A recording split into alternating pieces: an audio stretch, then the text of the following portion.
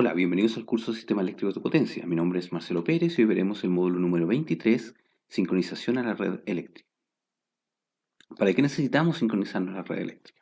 Bueno, se necesita saber el ángulo del voltaje para que el control de corriente pueda mantener un factor de potencia alto. Si no se sabe el ángulo por el cual que tiene el voltaje con respecto a la corriente, entonces es imposible poder determinar este factor de potencia. También se necesita frecuencia de la red para poder dar una referencia para medir los armónicos y verificar el cumplimiento de los estándares. ¿Por qué? Porque si hay pueden ver, por ejemplo, si hay una variación de 1 Hz a los 50, a la frecuencia base, ¿cierto? A los 50 Hz, en lugar de medir 50, miden 51. Eso quiere decir que para el armónico número 100 no vamos a estar midiendo 5 kHz, sino que vamos a estar midiendo 5.1 kHz. ¿Ya? Por lo tanto, vamos a estar midiendo básicamente otro armónico. Por eso se necesita saber exactamente cuál es la frecuencia a la cual está operando la red. En los dispositivos, particularmente los dispositivos electrónicos de potencia, necesitamos saber la frecuencia de la red para ajustar el sistema de control, de tal forma de que estos dispositivos no se apaguen porque detectan una falla, debido a que la frecuencia no es la frecuencia de operación, la frecuencia de la red no es la frecuencia de operación en la cual están configurados. También tenemos que considerar que en este último tiempo los sistemas de generación distribuida requieren que tengan soporte tanto de voltaje como frecuencia, es decir, necesitan conectarse a la red a través de un convertidor de potencia, como ustedes pueden ver acá abajo. Para un sistema fotovoltaico, para un sistema eólico, pueden ver que el convertidor de potencia está conectado a la red a través de un filtro. Entonces, este convertidor nos va a permitir dar soporte de voltaje y frecuencia, pero necesitamos para eso saber la frecuencia. Y por último, en las microredes, que es un tema que vamos a ver en la siguiente unidad, estas microredes son unidades de operación de sistemas, es decir, unidades que tienen dentro de ellas fuentes, cargas y almacenamiento, y que tienen la característica de que son pequeñas en términos de cantidad de potencia y en términos geográficos también, y tiene la característica de que como son pequeñas, permiten una cierta variación, son más laxas en cuanto a la referencia de voltaje, de amplitud de voltaje y de frecuencia. Entonces permite una variación de la frecuencia y el voltaje. Y por lo tanto, para que todos los elementos que están dentro de la microred funcionen bien, es necesario que estén todos sincronizados con la red. Para eso necesitamos entonces un método de sincronización. Básicamente hay dos métodos de sincronización, existen dos métodos para poder sincronizarnos al voltaje. Uno es la detección de cruces por cero, o ZCD se llama también, en el cual se mide el voltaje en un cierto punto en cada ciclo. Usualmente es cuando esto cruza por cero. Ahí puede ser en un ciclo en la parte positiva o tanto en la parte positiva como negativa. Este método es más simple, es simple porque simplemente detecta el cruce por cero, ya sea en forma análoga o digital, tiene bajo costo computacional. El problema es que es poco estable porque bueno, de partida solamente estamos midiendo la frecuencia una vez por ciclo, solamente cuando cruza por cero. Entonces, si hay un cambio de frecuencia entre medio del ciclo, no es detectado. Y por último, es menos robusto porque es sensible a los ruidos, como vamos a ver más adelante. El otro método es el método del PLL o Phase Lock Loop, en donde los voltajes ahora no se ven como un voltaje escalar donde hay que medir un valor, sino que se representan en forma fasorial. Y lo que uno mide es el movimiento de ese fasor con respecto al tiempo, es decir, la fase del voltaje.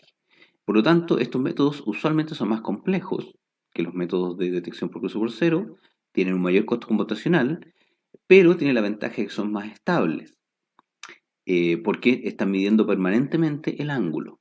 Y por otro lado, son más robustos porque internamente contienen filtros que, bueno, tienen ciertas ventajas que lo hacen distinto a los filtros que se implementan en la detección de cruces por cero.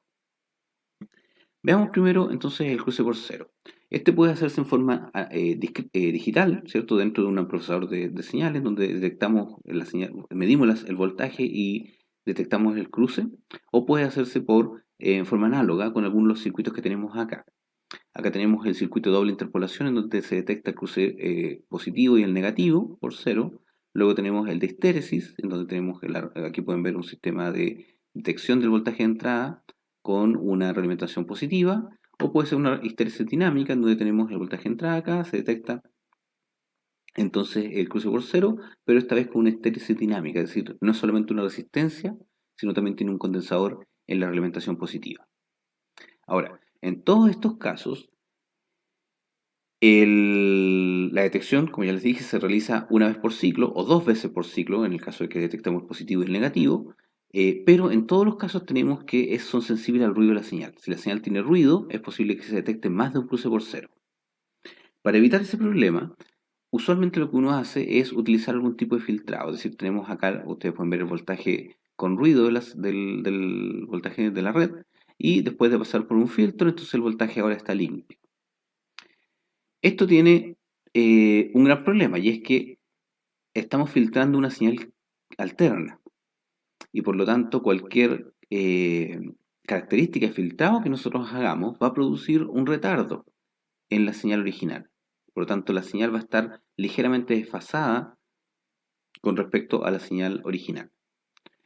Luego, bueno, una vez filtrada la señal, entonces se ocupa el detector cruce por cero, que es este valor que tenemos acá, y después se aplica una serie de filtros ya una vez detectado el cruce y alguna lógica para poder detectar tanto la fase como el valor de la amplitud del voltaje o de la corriente en este caso que se está viendo.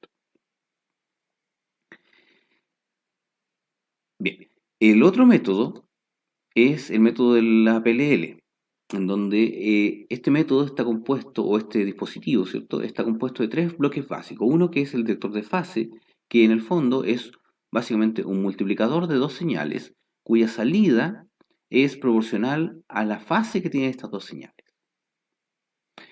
La entrada a este detector de fase es usualmente el voltaje de alimentación, al cual nos queremos sincronizar, y también un voltaje generado internamente por la misma PLL. Después tenemos un filtro de lazo, que acá se denomina loop filter en inglés, que toma la señal de la salida del detector de fase y obtiene el valor medio. Este filtro a veces está combinado con un controlador PI para poder darle una cierta dinámica asignar una cierta dinámica al funcionamiento de la PLL.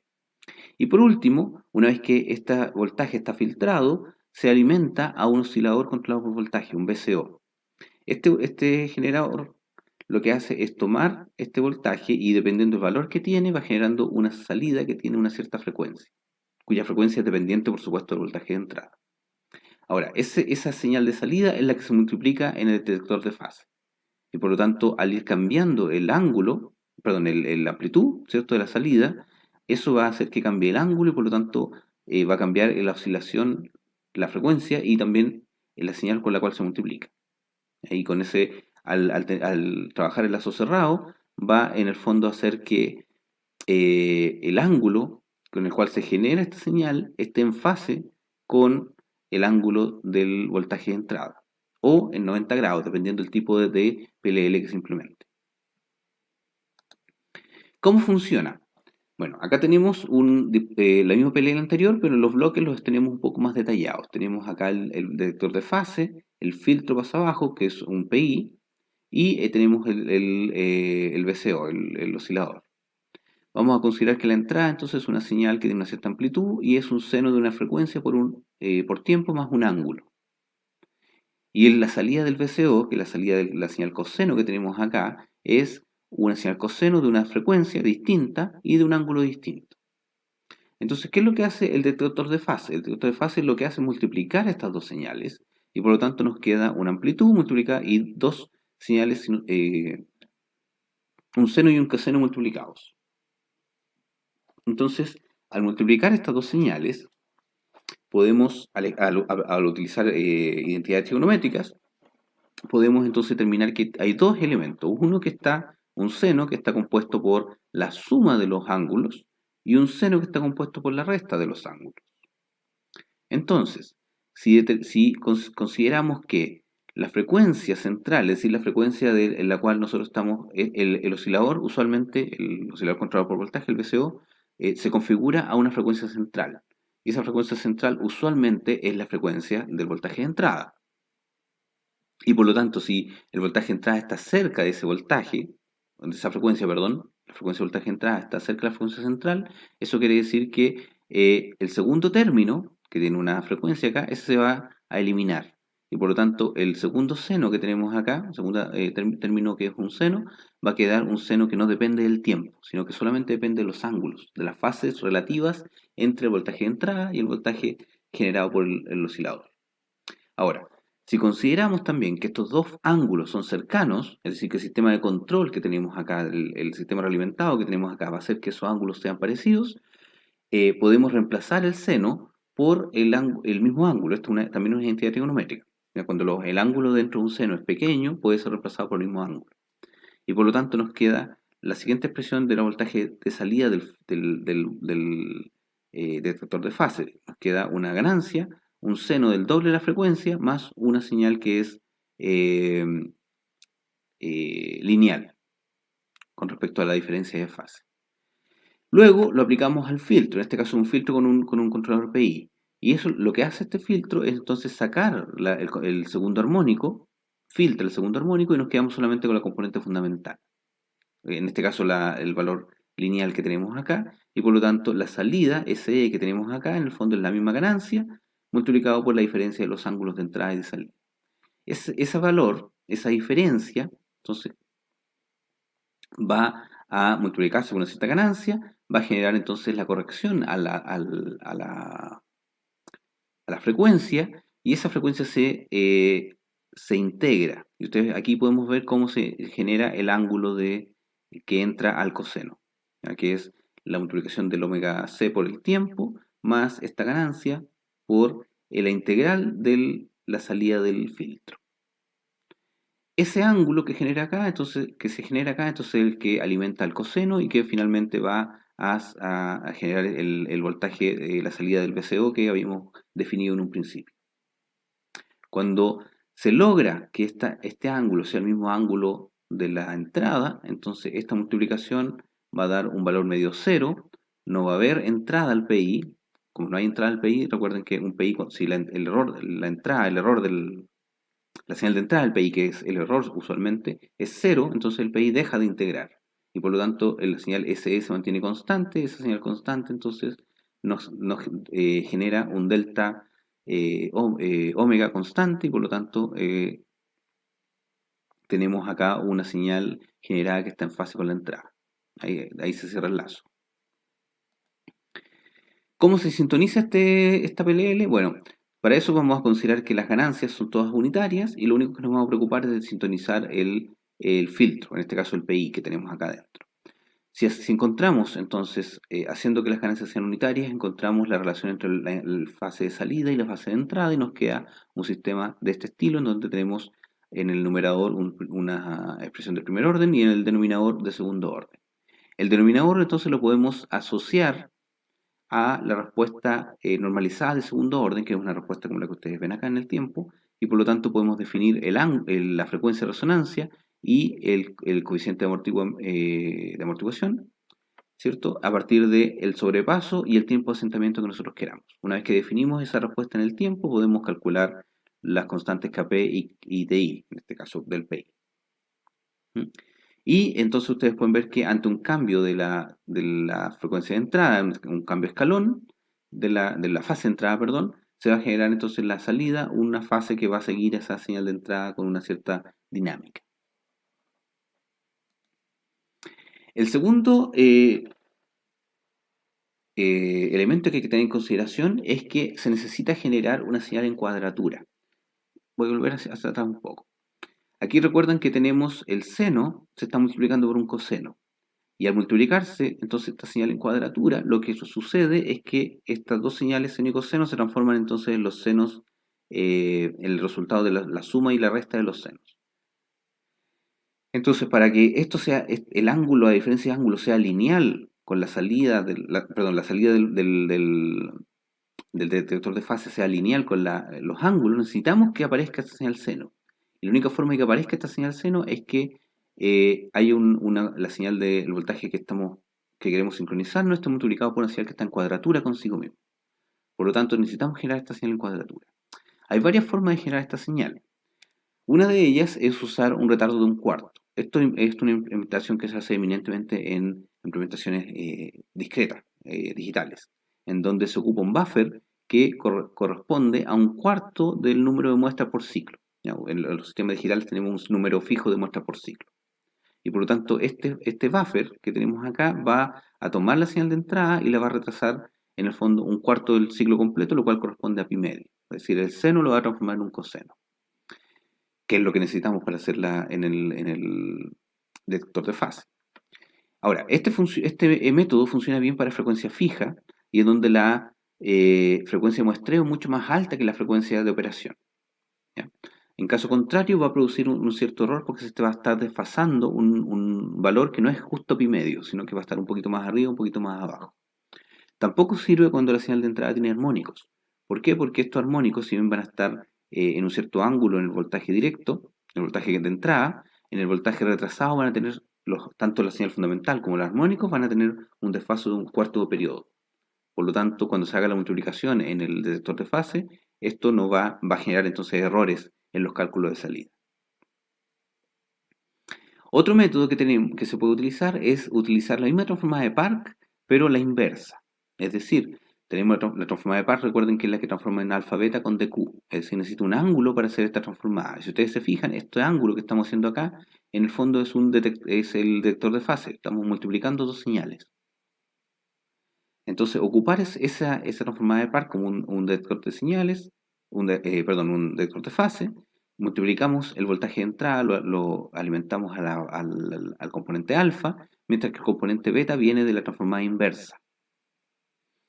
Estos dos entonces nos generan voltaje D y voltaje Q. El voltaje D se asocia a la fase, en donde aquí viene el filtro, luego el generador del oscilador, ¿cierto? Controlado por voltaje, que nos genera un cierto ángulo. Ese ángulo es el que alimenta a la transformada directa e inversa de Park. La otra componente, la componente Q, se asocia a la amplitud del voltaje. Entonces, este tipo de transformada nos permite obtener al mismo tiempo la fase y la amplitud del voltaje de entrada. La transformada inversa está alimentada a través de dos filtros pasabajo. ¿Por qué se alimenta con filtro pasabajo? Porque al momento, cuando esta señal está funcionando, está tratando de buscar el ángulo, las señales BD y BQ tienen armónicos. Pero si nosotros queremos generar una señal sinusoidal, necesitamos que las señales B barra y Q barra que están acá, ¿cierto?, sean limpias, sean valores constantes. Por eso se ocupa estos filtros pasabajo para eliminar ese armónico. El tercer método es utilizando un integrador. Se le llama integrador generalizado de segundo orden o SOGI por las siglas en inglés.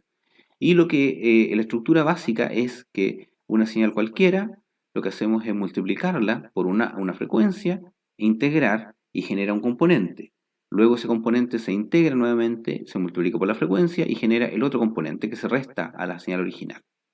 Si sacamos la función de transferencia entonces entre la salida directa y la entrada, nos va a quedar esta expresión, que es un filtro pasabanda y que está centrado en la frecuencia a la cual nosotros queremos encontrar. ¿Cierto? En el fondo es un integrador, un filtro pasabanda cuya frecuencia es variable. Hay que se empieza a buscar, el PLL lo que hace es buscar dónde está esa frecuencia. Y la componente en cuadratura, la otra salida, si encontramos la función de transferencia, nos queda un filtro pasabajo. Ahora, este sistema, tal como está acá, se integra directamente al PLL. Acá pueden ver el voltaje de entrada, ¿cierto? Una cierta ganancia, y aquí alimentamos directamente el integrador. Y nos genera entonces una señal, el B', ¿cierto? Y el Q por B'. El B', entonces podemos encontrar la función de transferencia entre B' y B, y nos queda esta función de transferencia de S, que nuevamente nos resulta un filtro pasabanda, pero esta vez de segundo orden, por la alimentación adicional que tenemos, ¿cierto? Porque esto está incorporado dentro de un PLL. Y la relación entre la variable QV' y el voltaje de entrada nos queda esta función de transferencia que también corresponde a un filtro pasabajo, pero de segundo orden. ¿Qué características tienen estos dos filtros, estas dos funciones de transferencia? Es que a la frecuencia a la cual se hace esta transformación, ¿cierto? Esta integración, las amplitudes de los dos filtros son unitarias, es decir, tienen 0 decibel tanto el pasabanda como el pasabajo, no importando la ganancia que tenga internamente la PLL. ¿Ya? Aquí pueden ver que para distintas ganancias, obviamente la respuesta del filtro va a cambiar, pero en la frecuencia de seguimiento, ¿cierto? A la cual nos queremos ajustar, sincronizar, la ganancia siempre es unitaria, tanto en el pasabanda como en el pasabajo. Además, tenemos que notar que la fase, justo en ese punto, también es cero.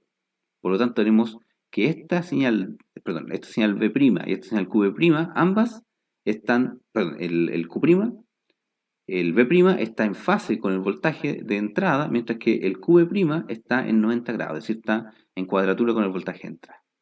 Entonces podemos, con esta PLL, directamente nos genera a partir de un voltaje de entrada, un voltaje que está en fase con él y un voltaje que está en cuadratura. El último método es el método del filtro notch adaptivo. Este filtro notch, si recuerdan del filtro notch, es un filtro que para frecuencias bajas su ganancia es unitaria, para frecuencias altas la ganancia también es unitaria, pero existe un punto medio en una cierta frecuencia que es omega prima, en donde la ganancia es cero. Ya ustedes pueden verlo acá. Efectivamente, si hacen el S igual a 0 en frecuencias bajas, ¿cierto? Nos queda un 1. Si el S tiende a infinito, tiene más preponderancia el S cuadrado, por lo tanto también nos queda una ganancia unitaria. Y si el S es igual al omega prima, nos queda que el numerador se hace 0. ¿Ya? Esa es la respuesta de un filtro notch. Y ese filtro notch se puede implementar de esta forma. Con el ángulo prima, ¿cierto? Teta prima corresponde entonces al ángulo que genera esta frecuencia omega prima. Y el voltaje de entrada entonces se suma un cierto error, B, y genera voltaje de salida. Y el voltaje de salida entonces se multiplica con el resultado de la fase pasada por un coseno. ¿Ya? Una cierta ganancia, que es la ganancia que nos va a dar el ancho del filtro notch, y después se integra. Entonces todo este sistema que ustedes ven acá arriba, en el fondo genera un filtrado con esta característica. ¿Y qué es lo que se hace en la PLL? Es utilizar esto dentro del detector de fase. Como ustedes pueden ver acá, entonces el PD, nuestro detector de fase, es el filtro notch adaptivo. Es decir, su frecuencia es un filtro cuya frecuencia, en donde la ganancia de cero se va modificando, y al hacer eso, entonces reemplaza el detector de fase y nos genera entonces un voltaje al filtro que después genera el oscilador. Y acá pueden ver que el oscilador efectivamente corresponde al coseno que estaba acá arriba. Y ahí nos genera el teta prima, que es el teta sería el ángulo o la fase del voltaje de entrada. Bien, esos son los 4 métodos para poder generar la señal ortogonal. Ahora, es posible utilizar la misma estructura del filtro pasada, el notch, ¿cierto? Modificándolo un poco para que resulte en un filtro pasabanda adaptivo. Y ese filtro pasabanda adaptivo se puede incorporar con una PLL ya estándar, con una PLL convencional, que es la estructura que tenemos acá abajo, y de esa forma generamos una PLL con filtro adaptivo, se llama, que es un tipo de PLL mejorada. ¿Qué característica tiene? Es que esta estructura, tal como está acá, como eh, el detector de fase tiene un filtro incorporado, nos permite entonces que la detección de la fase sea mucho más estable y más robusta con respecto al ruido. Algo similar se puede hacer si es que se incorpora un SOGI, una estructura SOGI al VCO, que es lo que ustedes, perdón, al PD también, como ustedes ven acá. Acá abajo tenemos la PLL convencional, y luego tenemos un SOGI adicional. Y ese SOGI es el que se realimenta acá y nos permite entonces generar una PLL mejorada, que también tiene la misma característica de la anterior, que es más estable con respecto a las variaciones de entrada y más robusta con respecto al ruido. Por último, tenemos una SOGI FLL. ¿Qué es una FLL? Eh, es un sistema de sincronización en el cual no se sincroniza con respecto a la fase, no es un PLL, sino que se sincroniza con respecto a la frecuencia, por eso es FLL. Y está basado en una estructura SOGI, como ustedes pueden ver acá arriba, en donde la alimentación, tenemos todo esto en la detección de fases, ¿cierto? Llega acá abajo, se multiplica, y acá tenemos entonces que ocupa solamente una integral para poder generar la frecuencia. De esta forma, si se fijan, acá no hay funciones trigonométricas, como el coseno que se ocupaba anteriormente, o el seno del coseno que se ocupaba anteriormente. Por lo tanto, tiene un menor costo computacional, porque las funciones trigonométricas son bastante pesadas desde el punto de vista computacional si implementarlas dentro de un sistema digital. Produce una adaptación de la frecuencia directamente, no pasa a través de la fase. Es decir, si queremos bueno, para algunas aplicaciones es más útil encontrar la frecuencia y por lo tanto este tipo de SOI es mucho más eh, adecuado para ese tipo de aplicaciones, ya, las cuales no se necesita la fase. Al no tener la fase, esto lo hace más robusto a transientes de frecuencia, porque este responde directamente con respecto a la frecuencia. El anterior, como respondía con respecto a la fase, recuerden que la relación entre fase y frecuencia es una integral. Por lo tanto, si había una transiente en la fase, esa transiente, a través de la integral, se veía amplificada en la frecuencia. Por último, tenemos que esta estructura, como opera a la frecuencia fundamental, tiende a atenuar a todos los armónicos que están sobre la frecuencia fundamental. Por lo tanto, automáticamente filtra los armónicos que pueden venir de la red. Todas las estructuras anteriores, bueno, pueden ser usadas tanto en sistemas monofásicos como trifásicos. En el sistema trifásico, las señales en cuadratura se generan directamente a partir de los voltajes de las otras fases, ¿cierto? Fase B y C. Y en el caso de una señal sinusoidal, hay que utilizar algún método como el SOGI o el filtro Notch, o el retardo de un cuarto de señal, para poder generar la señal en cuadratura. Ahora bien, si trabajamos en señales trifásicas, usualmente se ocupa la transformada de Park, como ustedes ven acá arriba, en donde a partir de los voltajes de entrada generamos un sistema que es realimentado que nos permite generar la amplitud, la componente, en este caso se ocupa la componente D como la amplitud. Fijan que hay solamente una transformada directa acá, no está la transformada inversa. Y la componente Q se ocupa para generar directamente el ángulo. La relación entonces entre los voltajes VSD y VSQ con respecto al voltaje de entrada están dadas por esta expresión que tenemos acá.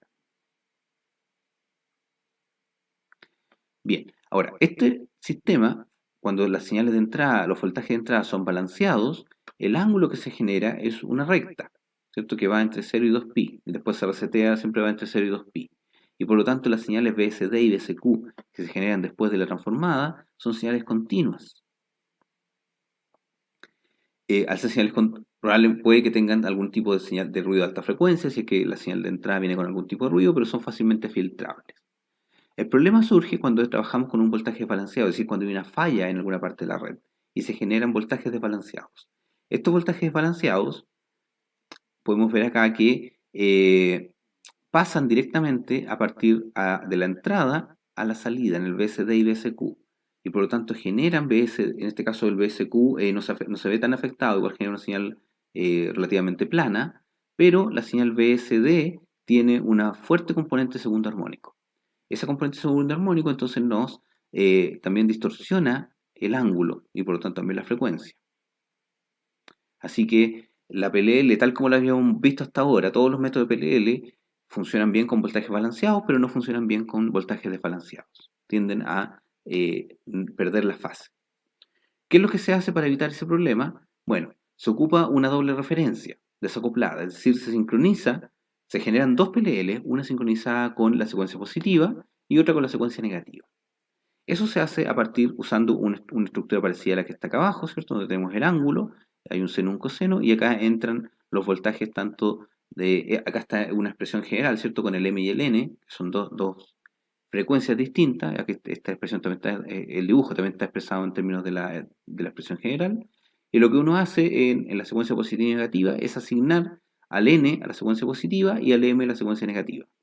Y por lo tanto, al hacer esa asignación, nos queda que los voltajes de Q, tanto en secuencia positiva y negativa, están dadas por estas expresiones que tenemos acá. Como tenemos entonces las expresiones BSD y BSQ para secuencia positiva y negativa, perdón, podemos entonces implementar un PLL de doble referencia, o sea, dos PLL en el fondo, donde tenemos nuestra voltaje de entrada, se transforma a alfa beta, esos voltajes alfa y beta, recuerden, bueno, aquí hay un detalle, no se ocupa la componente 0, porque la componente 0 de la transformada alfa beta 0, la componente 0 está directamente relacionada con la componente 0 del voltaje de entrada cuando está desbalanceado. Por lo tanto, para no utilizar esa componente 0 se ocupa directamente la componente solamente alfa y beta. Entonces, al transformar nuestros voltajes ABC a alfa beta, luego hay que obtener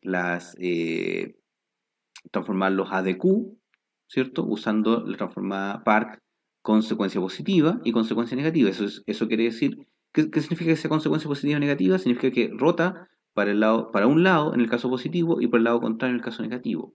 En términos de ángulo, eso significa que el ángulo en una de las transformaciones el ángulo es positivo, mientras que en otra transformada el ángulo es negativo. Por eso se ocupa el signo más 1 y menos 1, para indicar el sentido de rotación del ángulo. Luego tenemos las PDL, que son las dos ecuaciones que vimos anteriormente, ¿cierto? Tanto para la positiva como para el negativo, ¿cierto? Los bloques, el dibujo que vimos anteriormente, y eso nos genera entonces las secuencias, las salidas positivas y negativas de componentes de IQ. Esos componentes se filtran, tal como lo habíamos hecho en los componentes en la PLL que se había desarrollado para los voltajes balanceados, y esos componentes filtrados entonces se realimentan a las transformadas. Luego, lo que usualmente se hace es asignar el ángulo o tratar de detectar el ángulo de la secuencia positiva, ya que es el que, recuerden que la secuencia positiva es la única secuencia, si controlamos, tenemos un sistema que puede controlar las corrientes, lo que usualmente se hace es generar corrientes que están en secuencia positiva, para que de esta forma solamente la secuencia positiva del voltaje y la corriente generen potencia. Ya no se inyecta corriente de secuencia negativa para que la secuencia negativa no tenga potencia. Y de esa forma el ángulo que se obtiene, como ustedes pueden ver acá, se obtiene a través de una PLL, ¿cierto? Aquí tenemos el filtro con el PI, aquí tenemos el integrador que cambia de de frecuencia a ángulo, y tenemos acá una normalización que viene desde la secuencia positiva. Es decir, este ángulo que generamos acá corresponde al ángulo de la secuencia positiva del voltaje de entrada. ¿Ya? Bien, y ahora esta secuencia positiva sí se puede calcular bien. ¿Por qué? Porque estamos calculando también la secuencia negativa y los valores de la secuencia negativa los estamos alimentando para el cálculo de la secuencia positiva. Es decir, la estamos tomando en cuenta al hacer el cálculo de la secuencia positiva. Bien, con eso revisamos en este módulo entonces los distintos métodos de sincronización, que era detección de cruce por cero y PLL, y además vimos distintas implementaciones del PLL. Cada uno de estos métodos entonces tiene sus ventajas y desventajas y tienen que usarse dependiendo de la aplicación en la cual están pensados. Bien, entonces con eso terminamos el módulo. Muchas gracias.